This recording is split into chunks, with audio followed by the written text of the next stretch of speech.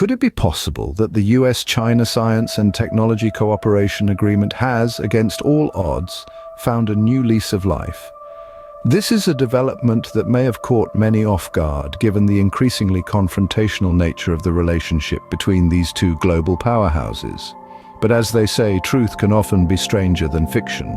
In the not-so-distant past, President Joe Biden signed an executive order to kickstart the implementation of the CHIPS and Science Act in late August 2022. This was a bipartisan effort aimed at boosting US domestic chip-making and scientific research.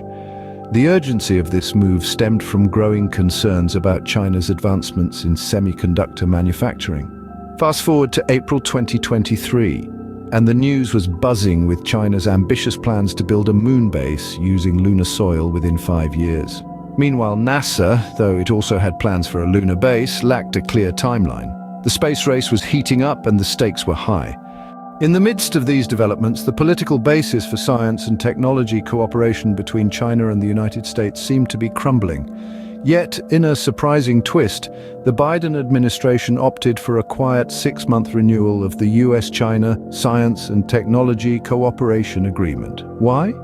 The answer lies in the larger geopolitical landscape. The United States was engaged in two high-stakes situations simultaneously: the conflict between Israel and Palestine in the Middle East and the war in Ukraine. Amid these challenging circumstances, the Biden administration did not want to further disrupt Sino-US relations due to the failure of the US-China Science and Technology Cooperation Agreement.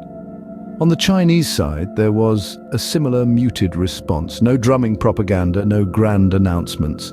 This indicated that the Biden administration had put forward very strict requirements and did not want this renewal to become a target of attacks from the Republican Party. So what have we gleaned from this? The renewal of the US-China Science and Technology Cooperation Agreement was indeed surprising, but perhaps not entirely inexplicable. The move was driven by a strategic need to maintain a balance in Sino-US relations amidst various global conflicts. It was a decision that was made quietly, without much fanfare, alluding to the delicate diplomatic dance between these two superpowers.